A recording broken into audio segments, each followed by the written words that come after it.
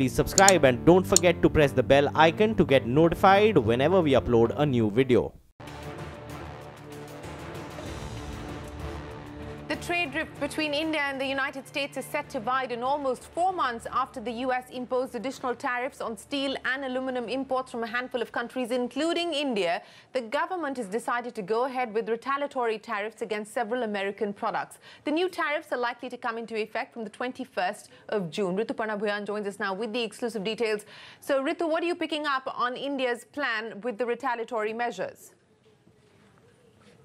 On May 18th, India had told the WTO that it is planning to increase import duties targeting US products. On 21st of June, India will be going ahead and imposing this country-specific duty. So why is India retaliating? That's because US had increased duties on iron and aluminium, and India maintains that this is not consistent to WTO rules and will cause loss to Indian exporters. How much loss will India incur? According to India's WTO filing, it is $31 billion for steel, and for aluminium, it is $134 million. And through this retaliatory tariff, India will seek to recover this loss. Let's take a quick look at the additional tariff that India proposes to impose on 21st of June. For example, motorcycles, good vehicles, golf carts, snowmobiles. On that, around 50% duty will be imposed. On chocolate products, cocoa, coffee, 10% duty will be imposed. Walnuts, almonds, several agriculture products are also in the list. Meanwhile, India and US trade diplomats will meet by the end of this month to discuss trade-related issues that both the countries have been having, and it is expected that both countries will also have parleys on the duties that was imposed by US on steel and aluminium, as well as India's retaliatory tariffs. All right, Ritu, appreciate you joining us with those details. Now, even as India plans to go ahead with retaliatory tariffs against the United States, Commerce Minister Suresh Prabhu is hopeful of a resolution of the trade standoff through dialogue. Let's listen in. Our meeting with USTR went off extremely well. We already decided to put all these issues behind and make a substantial progress into the trade and commerce. For that, the officers' meeting will take place very soon. Their people will come, we'll also go there, and we'll have a meeting to discuss about all the issues, pending issues. Well, that is the Commerce Minister Suresh Prabhu saying that we will engage in dialogue with the US. We're now joined by former Commerce Secretary Rajiv Kher. Mr. Kher, appreciate you joining us here on CNBC TV18. You know, the Commerce Minister there maintaining that unlike the G7, where the US President went after countries, allies like Canada, even the EU, when it comes to India, there is still the hope of bilateral dialogue, and hence they feel that things are better, not worse, between India and the US. What is your own assessment? Because this is not the first time that the US President has called out India specifically for high tariffs. In fact, half a dozen times he keeps bringing up the issue of Harley-Davidson. What would you be concerned about specifically, since the US has been acting unilaterally against its own allies, even forget China? Well, Shireen, this seems to be a real concern for any country, and particularly the one which trades reasonably well with the United States. A unilateral increase in tariff without following the due process prescribed in the various WTO legislation is completely out of way. And therefore, what has been done in the case of aluminium and steel by United States, taking recourse to a domestic law but going against the international commitment of the WTO, is completely off the mark. So there is a reason for countries like India and others to take action which is justified under the existing international law. Now, as far as the retaliatory measures are concerned, so you're saying that while India's actions... Yeah, you're saying India's actions are justified because the action imposed by the US is unilateral. But given the fact that there is a call, especially within the United States, that the GSP benefits, that's a generalized system of preference benefits, be removed from India, that India shouldn't enjoy those benefits any longer. What do you believe should be the negotiating stance of India, sir, given the fact that this review is underway? See, GSP system is a unilateral system which finds a mention in the international law, and it's the country which is giving the GSP preference for the country which is giving the GSP preference to decide as to which countries and what products are eligible under the relevant program and policies of the country. So now, according to the American regulations, as I understand, India was losing its claim on GSP preferences. So clearly, India has very rightly asked for GSP preferences, and I think that's a matter of negotiation. So I would not. Let me make myself clear. I did not say that a retaliatory tariff, because aluminium and steel have been imposed tariffs beyond the bound duties, would be justified on India's part. Okay. So if you're saying retaliatory tariffs would not be justified on India's part, and you also say that it is up to the US if it chooses to continue the GSP benefits to India or not, what could India put on the table to ensure that the GSP benefits continue? And how significant would the impact be? How significant would the hit be if the GSP benefits were to be done away with? Well, we have a significant export which happens and which has been hitherto covered under the GSP. So clearly, if the GSP benefits are withdrawn, our textile sector and garment sector, shoes, etc., will suffer.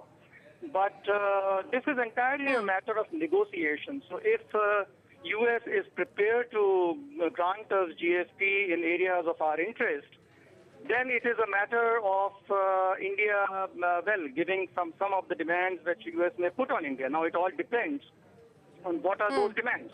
For example, if US asks India to give market access by cutting down on several concerns of SPS, sanitary and phytosanitary measures, which India has against US in the context of agricultural products, or for that matter, diluting India's intellectual property law, property rights law. Yeah. But I think these are very serious matters, and India will have to decide whether it would like to compromise its position on those issues in return for the GSP benefits.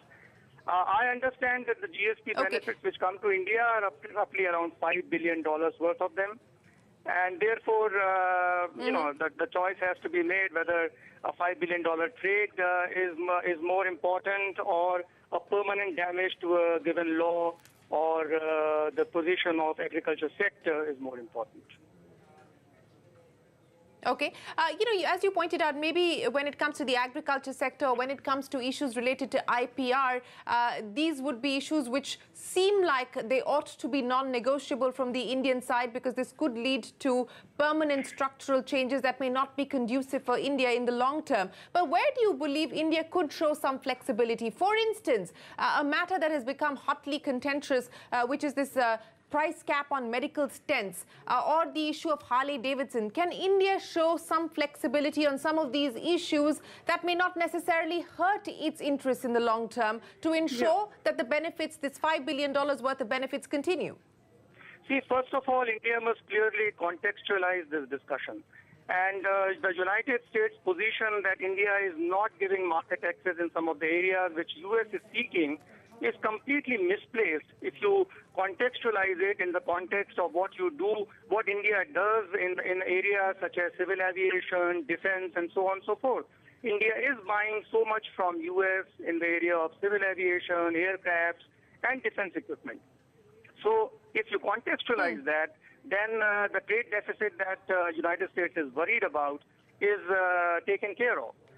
Secondly, to answer your specific question on Harley-Davidson, and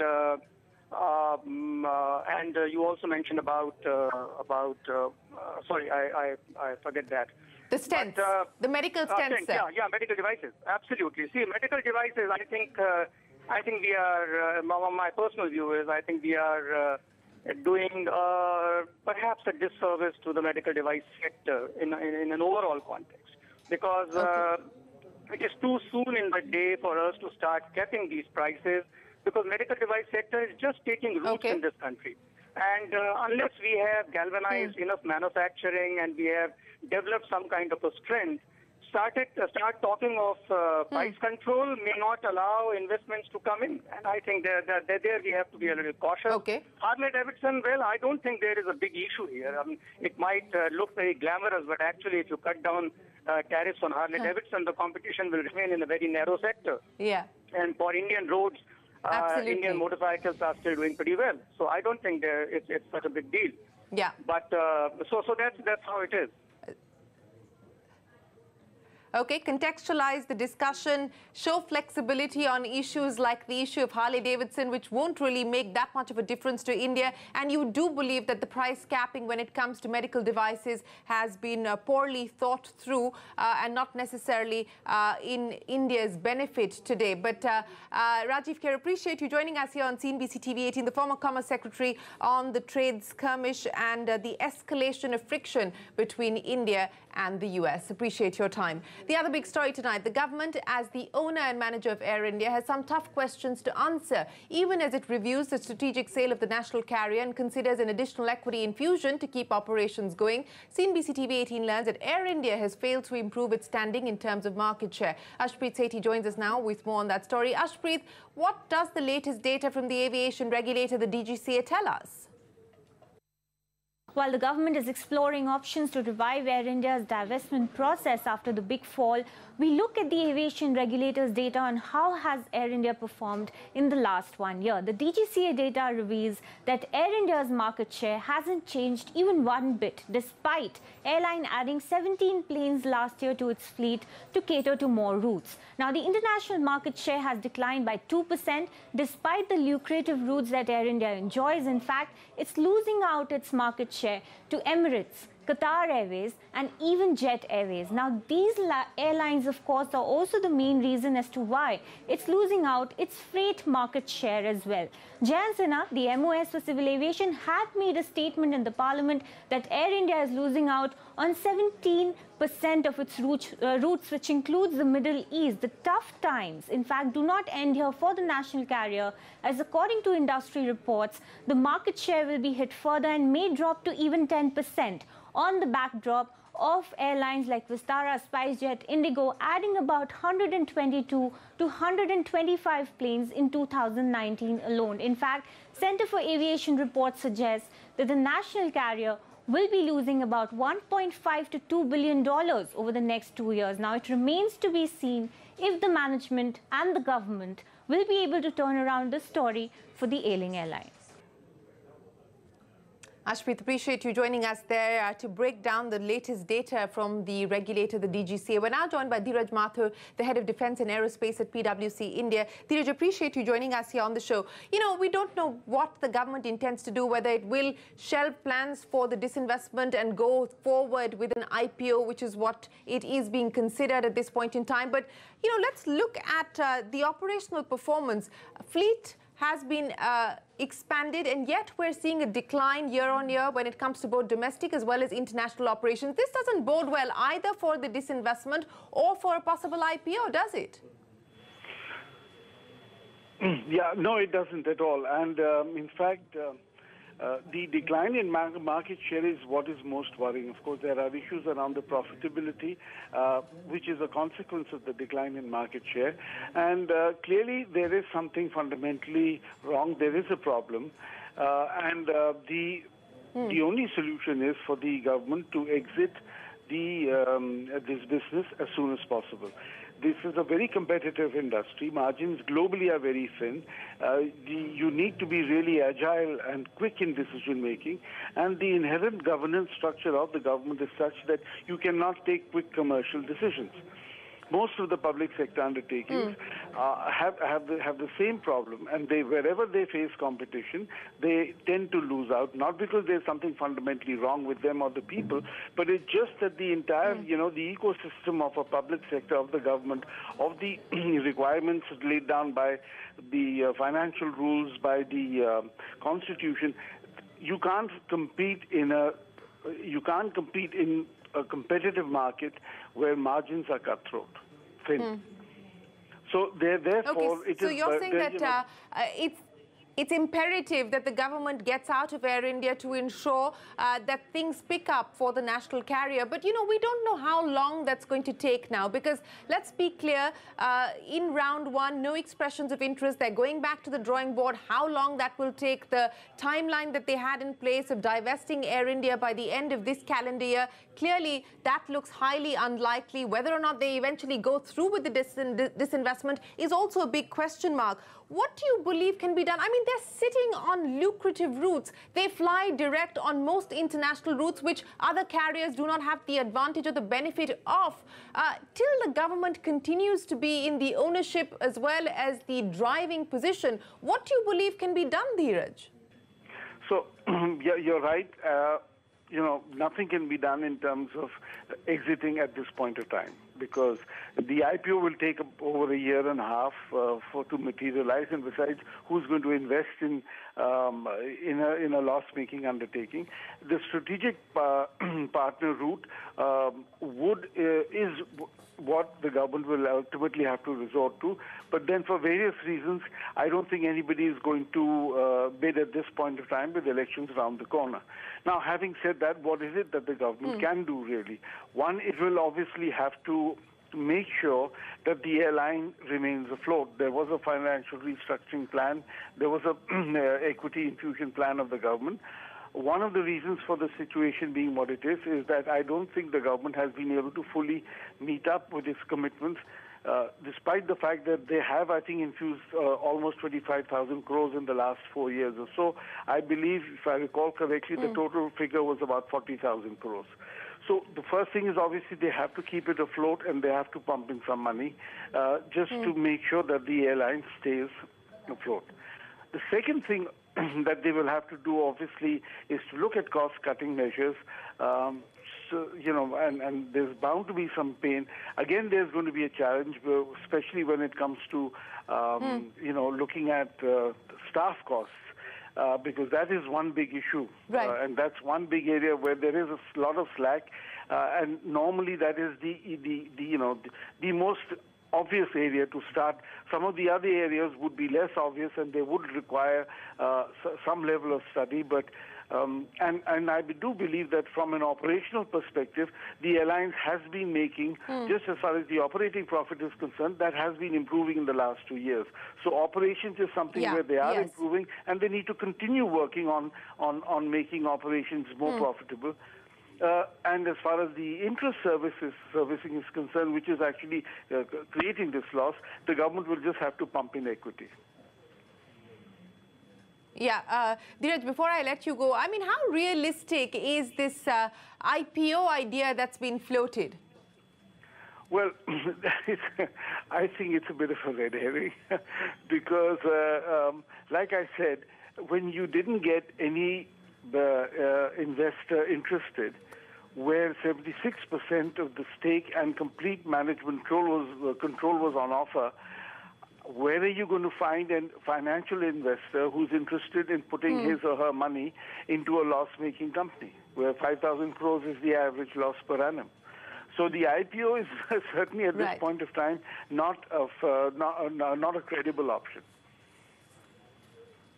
Not a credible option. Dheeraj Mathur, appreciate you joining us here, the head of PwC India's defense and aerospace business, on Air India's future. Well, more Indians are filing tax returns, be it individuals or corporate. Data is clear. During fiscal year 2018, the number of returns being filed by corporate taxpayers grew 17.2%, and total returns filed grew 25%. Of course, this is also reflecting in the total tax collections for the fiscal. Timsy standing by with her analysis. Timsy. Rightly mentioned, more and more Indians are filing taxes, and yes, what's the reason behind? The government is saying that there are three key reasons behind it. Firstly, the crackdown on shell companies. Not to forget, as more and more shell companies are getting identified, it has become very necessary, rather compulsory, for these shell companies to remain afloat, to start filing returns, start complying to the system. Secondly, not to forget that the tax base which is getting expanded is also on the behalf of a reason that more and more non-filers are getting identified. The government has been tightening the noose around non-filers, be it through tax notices, under the information that they get through TDS, through withholding tax, and through various other data analytics. And thirdly, not to forget, the impact of GST and demonetization, which has actually led as to more and more transactions are coming in the formal system. Government is trying to catch hold of people who were not filing returns earlier. And yes, that's what is clearly visible in the data. Last year, we saw about 18% increase in number of corporate taxpayers who started filing their returns. And similarly, when it comes to the overall tax base, which saw an increase of about 25%, leading to an increase, and not to forget, in the direct tax collections, which was about 18%, one of the record high direct tax collections. So it's an overall scheme that the government is working on when it comes to expansion of tax base. All right, we appreciate you joining us with that. Dinesh Kanabar, the CEO of Dhruva Advisors, joins us now on the phone line. Encouraging data there, Mr. Kanabar? I would very much agree with it. In fact, if there was one thing which was lacking in the system was that the current taxpayers were being targeted to collect higher and higher revenues, and which was one of the reasons why one saw artificially jacked up assessment orders. The moment you have more taxpayers, and that is the reason why you are able to expand your tax base, the pressure on the collections will come down. The necessity to run after existing taxpayers and have artificial demands will go away. Very, very encouraging. Just shows that many of the measures which have been taken are actually indeed paying off over a period of time. I would just make one comment, however, that one of the things which happened is that there were huge cash deposits which happened during the time of demonetization. And I'm not too sure whether the government has still done its bit in going after those cash deposits to see what more taxpayers can be brought in the net. I think that is one catchment area which is still pending, but otherwise it's a very good job. Mr. Kanabar, you pointed out that by increasing the tax base, the pressure on, as you pointed out, artificial demands would ease. Are you starting to see that happen, though? Is it a less aggressive tax department on the ground? Not as of 31st March 18, because these numbers are now started to come in. So this 31st March 18, we still did see that people were chasing revenue targets. There was pressure to say pay demands by 31st March, etc. But I am hopeful, and this is just sort of being optimist, that when the current year's revised, to my mind, first of all, Shirin, I don't think that revenue office should have targets. Their target should be really based on the income of the people whom they are assessing. And I think that's a very, very faulty system. To successive finance ministers, we have made those representations as an organization, as FICCI, to go back and say that this revenue-based collection, target-based collection is what is really leading to aggression. That continues, but hopefully with the expanded base, one is hopeful that in future we'll see something better and more reasonable. Well, here's the latest in the Nirav Modi PNB scam probe. Sources tell us that India has sought information from the UK on whether Nirav Modi is still in the country. And so far, the UK has neither confirmed nor denied the development. However, in response to another request by India, the UK is believed to have shared a list of Nirav Modi's assets in the country. Nirav Modi seems to have shut one of his stores after the exchange of that list. Sanjay Suri joins us now with the exclusive details. Sanjay, take us through the latest developments in the Nirav Modi saga. I understand that his store on Bond Street has now shut down.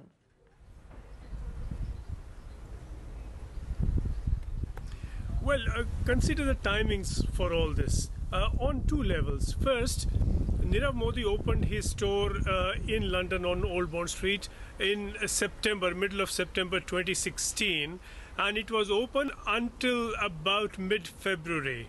On the 19th of February, Indian government said to the British Home Office that his passport has been revoked.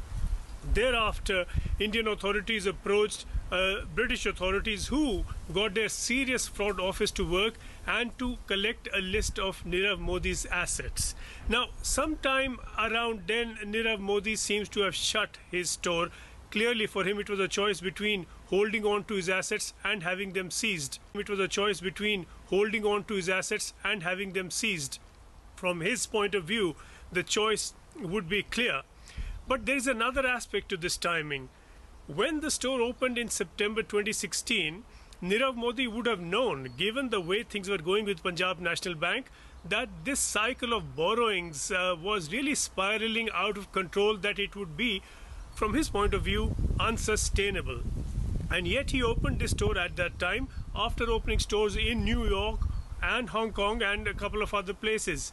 Now, this has some implications also for visas and immigration, and relates one way or another to where he is staying and for how long and on what basis, and to his passport and visa status.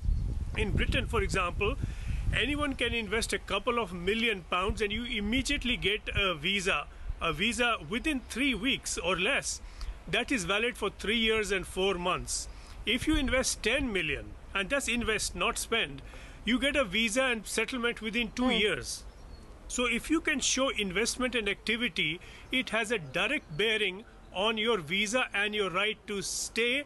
The more you pay, the faster you settle in one of these golden visas that is issued by Britain and by many other countries. So there is that aspect to the timing as well. Well, clearly, perhaps thought through by Nirav Modi, but at this point in time, no more clarity on whether he still is in the UK or not. But the timing of the closure of his store in UK's Bond Street seems to coincide with the Indian government's information that was shared with the UK Home Office, which was on the 19th of February about Nirav Modi. Sanjay Suri, always a pleasure. Appreciate you joining us with the latest on that. With that, it is time for us to wrap up the CNBC TV18 Newsmaker. Thanks very much for watching. Don't go anywhere. We're back in a moment.